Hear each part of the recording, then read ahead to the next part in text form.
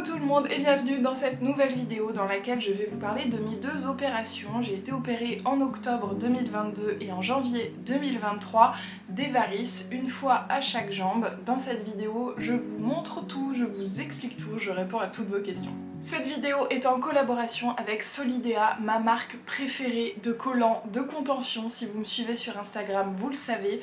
J'en ai testé plein, je vais vous montrer de toute façon. Et vraiment pour moi, ce sont les meilleurs qui ne glissent pas, qui ne roulent pas, qui tiennent bien, qui sont jolis. Enfin voilà, on en reparlera un petit peu plus tard dans la vidéo. Tout d'abord, les varices, qu'est-ce que c'est? Eh bien, ce sont des veines qui sont hypertrophiées, qui sont souvent visibles sous la peau, qui font des bosses, qui font des nœuds, et donc en gros c'est une maladie de circulation, c'est une mauvaise circulation sanguine qui induit très souvent un mauvais retour sanguin, c'est-à-dire que le sang descend mais ne remonte pas le corps aussi facilement qu'à la normale. C'est vrai qu'on associe souvent les varices aux personnes âgées et c'est aussi pour ça que j'avais envie de prendre la parole sur ce sujet, parce que moi j'ai 33 ans et du coup j'ai encore un petit peu, mais j'ai surtout eu de grosses varices. Il y a plusieurs causes à l'apparition des varices. Pour ma part, il y avait d'abord un gros facteur génétique. Mes parents, tous les deux des varices. Mes grands-parents des deux côtés avaient également des varices. Donc voilà, ça coule dans la famille, les varices. Il y avait peu de chances que je passe à travers. Au-delà de ça, évidemment, le surpoids, l'obésité qui n'arrange rien. Et il y a également le travail ou la position assise debout, la sédentarité qui, pareil, aggrave les varices. Sans pour autant avoir de varices, il se peut que vous fassiez un travail où vous piétinez beaucoup, où vous êtes beaucoup assis, ou alors voilà, beaucoup debout sans bouger, et vous allez sentir souvent que vous avez les jambes lourdes. C'est justement un problème de retour veineux qui peut parfois amener aux varices. Et donc c'est pour ça aussi que je fais cette vidéo, pour vraiment vous dire, si c'est votre cas, si vous sentez que vous avez les jambes lourdes, si vous voyez déjà des varices, de consulter un angiologue au moins une fois par an pour faire un point sur vos varices, parce qu'on n'est pas obligé de passer par la case opération. En ce qui me concerne, je ne l'ai pas fait et justement c'est pour ça que je peux vous dire que vraiment si vous pouvez faire un suivi c'est top, parce que j'ai été obligée de passer par la case opération, j'ai laissé traîner mes varices pendant des années, avec ma perte de poids elles se sont encore plus vues et ce qui fait que j'ai été obligée d'être opérée, c'est plusieurs facteurs. Le premier c'est que mes veines étaient beaucoup trop dilatées pour tout autre type d'intervention, on reviendra aussi sur le sujet juste après. Et le souci principal, au-delà du fait que je commençais à ressentir des douleurs et des gênes, c'est que si je restais debout sans bouger, je faisais un malaise vagal. Donc ça m'est arrivé notamment chez l'angiologue pendant qu'elle était en train de m'ausculter. Voilà, mon retour veineux était tellement mauvais que je faisais un malaise, donc vraiment on était obligé de passer par la case opération. Mais ce n'est pas toujours le cas. Si vous prenez à temps vos varices, il y a plusieurs méthodes que je vais pas toutes vous écrire dans cette vidéo, mais entre autres il y a la sclérose, c'est-à-dire chez votre angiologue, on n'a pas à passer par un chirurgien à l'hôpital, c'est des petites piqûres, moi c'est ce que je suis en train de faire là, la finition après opération, des petites piqûres qui injectent un produit qui font en sorte que les veines se rétractent en fait sur elles-mêmes. Donc ça peut être en plusieurs séances ou une séance, tout dépend, c'est pas très douloureux, c'est un peu comme une prise de sang en fait. Il y a également d'autres méthodes qui se font aussi avec un chirurgien, mais beaucoup moins invasif que ce que moi j'ai eu, donc je vais vous en parler juste après. Ce sont des méthodes par radiofréquence, c'est-à-dire qu'il n'y a pas d'incision et c'est avec un laser en fait, d'après ce que j'ai compris. Donc ça c'est pareil, c'est jusqu'à une certaine taille de dilatation des varices. Et donc pour moi, pour mon opération, j'ai eu un bon vieux stripping à l'ancienne entre guillemets, c'est-à-dire qu'on vient faire plein de petites incisions sur la veine, sur les veines, et on vient les retirer avec un petit crochet. Alors on ne sent rien parce que j'étais sous anesthésie générale, donc ça s'est fait de la cuisse au mollet pour ma première jambe, c'était la pire, c'est là où j'avais le plus de dilatation, le plus de nœuds de veine. Et l'autre jambe ça a été que sur la cuisse, mais à la différence d'une incision à laine où on a complètement coupé la veine et ensuite donc retiré par endroits. Pour ma part, je peux vous parler uniquement de mon expérience, mais vraiment j'ai eu très peu de douleurs. Post-opératoire, c'était comme des gros bleus, voilà, comme si j'avais plein de bleus sur les jambes un peu gonflées, mais aussi des gros pansements, des bandes compressives à tenir, et c'est ça pour moi qui était le plus difficile. Après ça dépend de chaque chirurgien, hein. Le post-opératoire, il y en a qui préfèrent les bandes, d'autres qui préfèrent les bas, d'autres qui préfèrent les collants, d'autres qui disent de garder le pansement, d'autres non, donc voilà, vraiment faut se fier de toute façon à son chirurgien. Pour ma part, la première fois, j'ai refait, enfin je suis sortie du bloc, j'avais pas encore mon pansement, donc on m'a laissé aller aux toilettes sans pansement compressif, du coup j'ai un peu saigné, je pense que c'est lié à ça, mais bon, toujours est-il que je garde le pansement et les bandes pendant à peu près 5 jours, on dort avec et c'est difficile parce que c'est très compressé, c'est difficile de bien dormir, le sang a parfois un peu de mal à circuler, mais c'est pas des douleurs, c'est de la gêne en fait. Et donc franchement c'est pour ça que je l'ai refait sans problème sur l'autre jambe peu de temps après, parce que c'est vraiment l'histoire d'une semaine d'inconfort. J'ai aussi, pendant cette semaine, j'ai eu des piqûres d'anticoagulants pour s'assurer donc qu'il n'y ait pas de caillots de formés. Mais c'est pareil, c'est comme une petite prise de sang, ça fait pas trop mal, c'est plus le produit après qui brûle un petit peu, tout dépend où on pique, mais ça va, c'est surmontable. Et après cette première semaine, eh bien on enlève le pansement, on passe au bas compressif, au bas de contention ou au collant de contention. Toujours est-il qu'il faut que ce soit une contention thérapeutique, et c'est ce que propose également Solidea, la contention 1 et 2.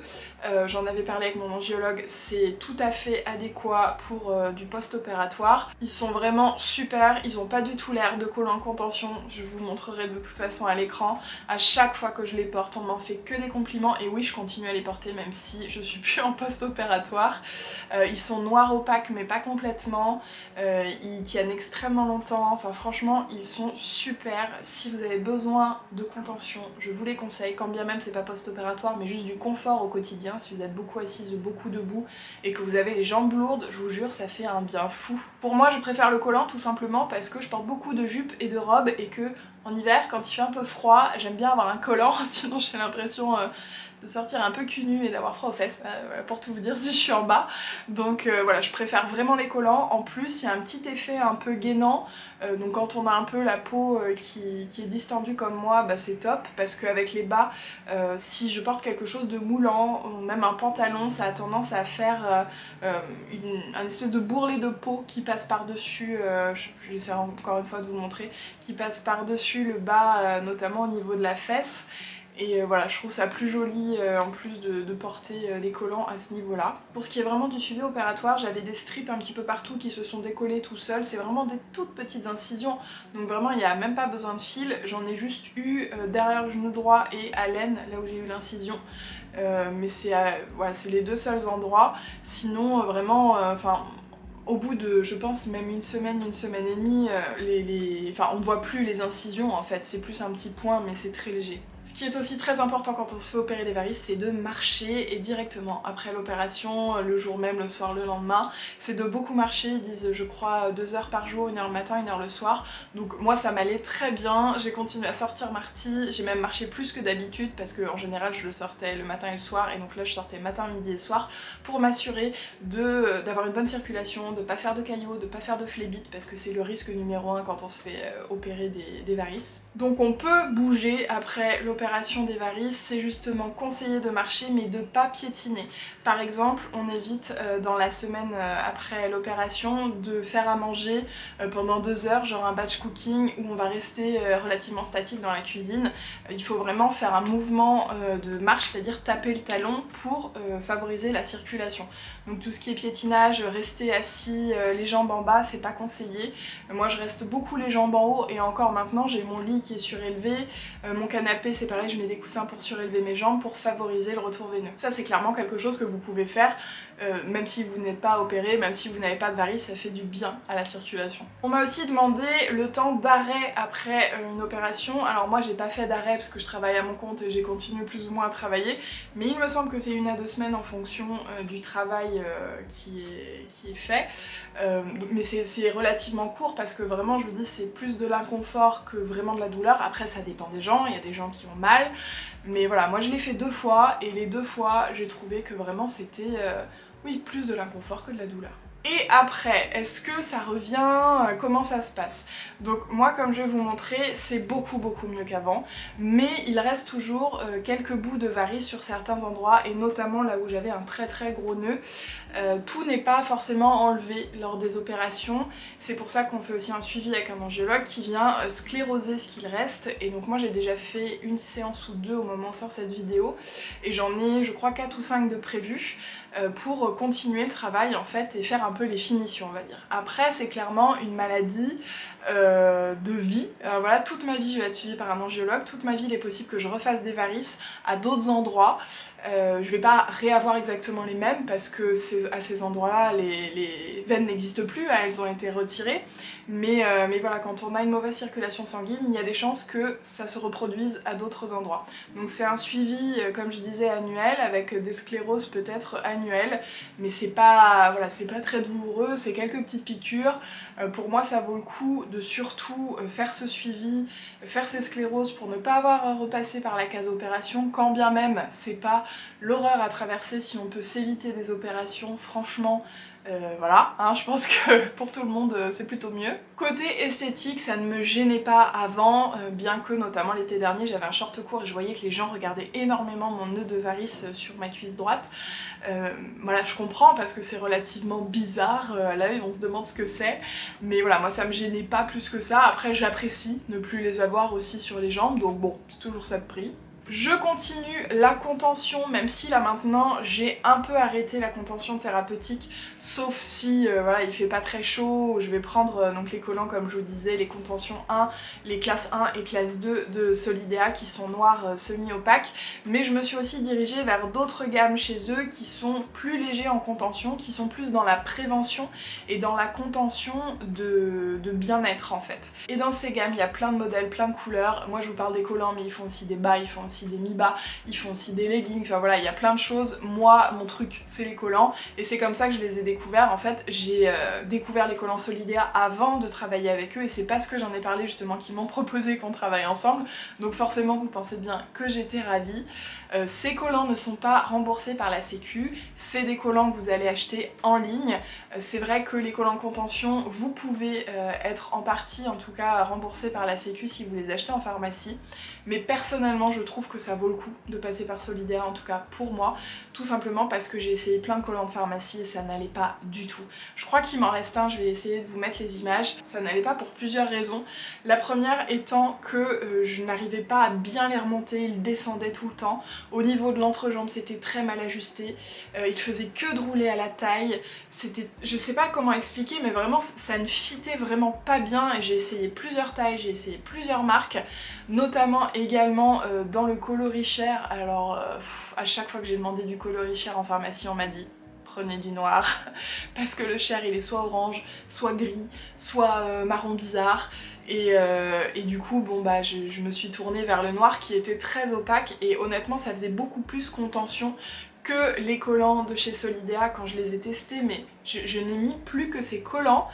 J'en avais deux avec lesquels je tournais tout le temps, et franchement c'était mais le jour et la nuit quoi, je peux pas vous le dire autrement. Et j'ai dernièrement testé également des collants chers parce que c'est quelque chose aussi que j'avais envie d'essayer. Là en plus avec les beaux jours qui arrivent, je voulais essayer de porter quelque chose d'un peu plus naturel, là où peut-être j'aurais porté des jambes nues, même si j'aurais peut-être encore un petit peu froid, mais étant donné que je veux continuer à porter le plus souvent possible de la contention, je m'étais dit que c'était un bon moyen de le faire, les collants chers, même si je sais qu'il y a la team collants chers c'est mamie, mais je suis pas d'accord. Je vais vous mettre des photos. Franchement je trouve que c'est des idées préconçues, voilà, parce que je vois des mamies avec des collants ou des bas de contention chers et ça n'a rien à voir. Honnêtement, ils sont hyper jolis, la teinte n'est pas toujours hyper juste par rapport à votre peau, ça va être un tout petit peu plus clair, un tout petit peu plus foncé, mais on est sur des choses qui sont en transparence, c'est pas opaque, c'est pas orange, c'est pas gris, c'est... Voilà, moi j'ai testé notamment un collant avec des résis, donc c'est pas l'idée de se dire on fait disparaître le collant, non on voit qu'on a un collant, mais c'est joli, et voilà, moi je suis vraiment team collant cher, je trouve pas que ça fasse mamie, en tout cas pas ceux-là. Après, chacun son point de vue, chacun fait ce qu'il veut.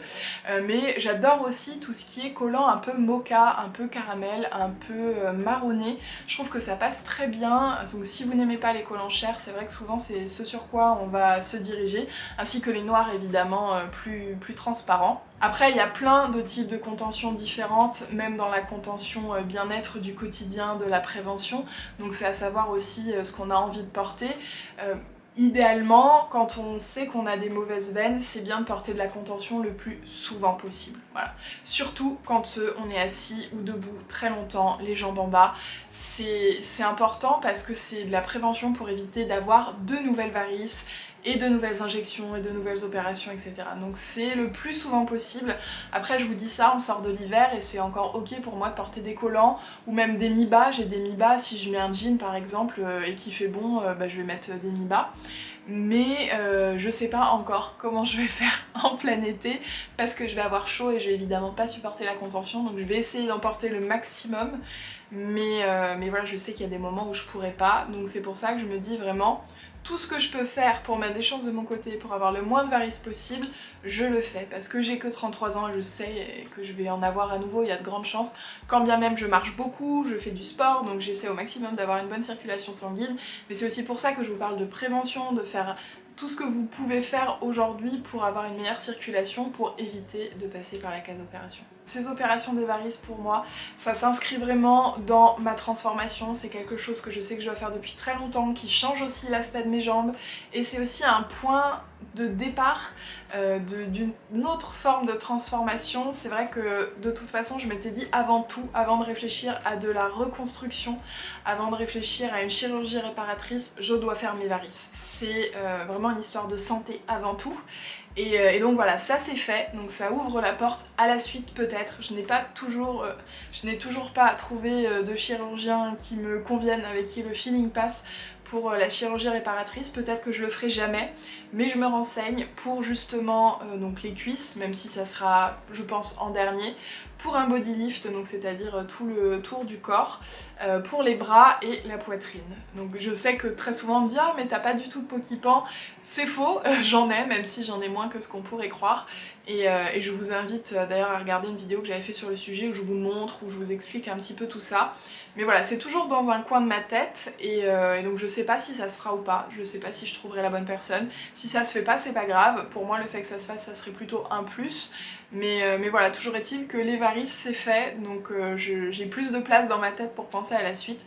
On verra. Si vous avez des questions d'ailleurs sur la chirurgie réparatrice, parce que je me renseigne pas mal, je vous invite à les poster en commentaire. Si vous sentez que vous avez besoin de contention, envie de découvrir la marque Solidea, vous avez moins 15% avec mon code Emily pour une première commande de 59 € et moins 5% si vous avez déjà commandé. J'espère que ça pourra vous faire du bien. En tout cas, je vous remercie pour votre soutien et puis je vous remercie d'avoir regardé cette vidéo. Je vous invite à la liker et la partager si vous l'avez trouvée intéressante. Moi, je vous fais des gros bisous et je vous dis à très vite dans une prochaine vidéo.